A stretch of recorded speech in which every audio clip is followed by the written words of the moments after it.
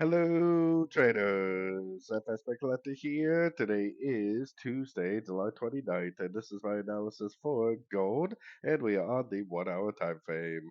So gold has definitely been pretty sideways ever since we broke the daily time frame area, the break of structure point. The only thing we really know for sure right now is that this wave from here to here is over. This definitely still could bounce from one of these fib levels and continue down. The trend is definitely still down, and I would definitely still be recommending shorts. Now, there is a possibility, this makes a much bigger pullback, like this is a wave A or wave one, the whole move down, and then it does something like this for like a wave B or a wave two. I just see that there's no reason yet to say that it is going up for that wave B or two.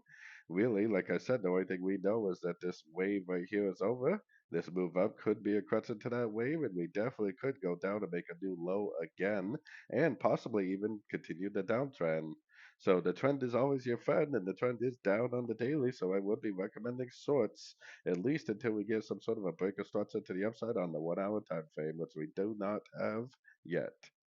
So, anyways, don't forget to check out my website, fxpipcollector.com. And as always, thank you for watching and happy trading.